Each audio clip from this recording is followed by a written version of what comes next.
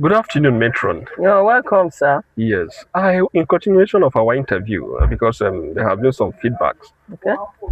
When we talk about food, the food we eat, All right. and we talk about junk food, and we talk about preservation, what they use in preserving foods.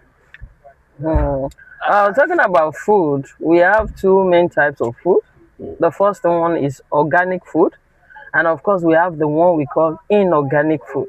Talking about the organic food, we have the food that are naturally processed, like our rice, our beans, all those ones that are not, added anything. You just see them the way they are. Then when we're talking about the inorganic, it can be the ones that has been preserved, like our sardine, like when you talk about burger, all those things they used to make shawarma, like the burger, that meat roll, or what do they call it? The meat Yes, inside all those shawarma and burger. Those ones are preserved, like Indomie, the noodles, for example, all the noodles, all those ones, they are inorganic. But it is better for us to eat the organic food because they give the nutrients, the adequate calorie and nutrient that our body needs for functionalities in all aspects of life is better with our organic food. And when we're talking about preservatives, most of them, they like you want to preserve a meat, you have a meat that is canned. It is not the meat that is canned that is the problem, but the preservatives, the effect of those preservatives can cause kidney problem. Some of them can cause heart problem. They can cause liver problems, even brain.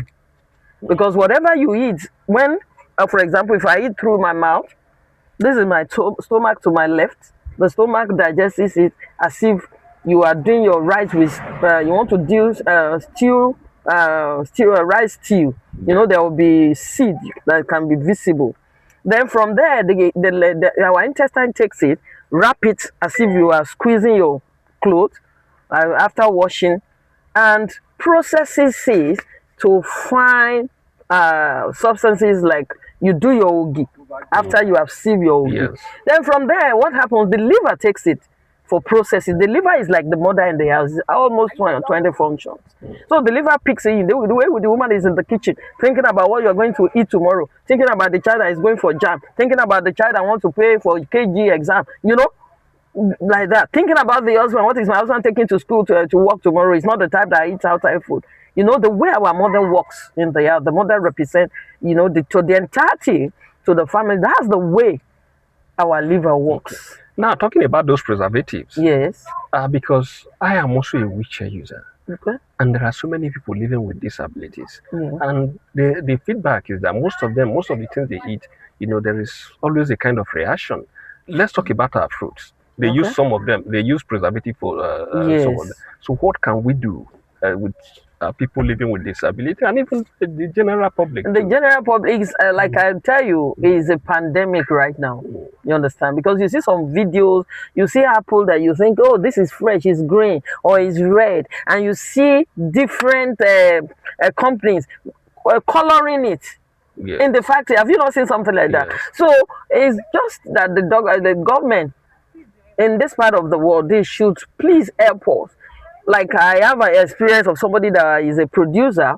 He produced a pando yam and took it to the US. On getting to the US, they analyzed it and checked it. They say, no, it's not consumable, it's not fit for woman consumption in their own country. And he had about 5 containers that he did. They sent it. They said it's either they destroy it right at the point of entry, or he takes it back to Nigeria. He brought it back to Nigeria, and he sold everything whole to us here. So since then, he now went back to the US, since he has access to US market, and asked them, okay, I want to be doing this thing right here. What and what? So they gave him the. Do you know up till today, he has not produced again in Nigeria. So he's producing in the American market, selling there, employing Americans to work, and he's a Nigerian. Wow. Do you understand? So government should look into that. Not every junk should be allowed to enter here. Like most of these vegetables you see imported, they are actually rubbish. You understand? Then we ourselves, as individuals, being Nigerian, there are some things that some of us do. We forget that this life is temporary. We forget that this morning we finish. Now this body will remain inside ground. Yes. I don't know how somebody will be doing vegetable palm oil. That is our Malaysia took pieces of palm kernel to them. Today they are one of the largest producers of palm oil. Malaysia.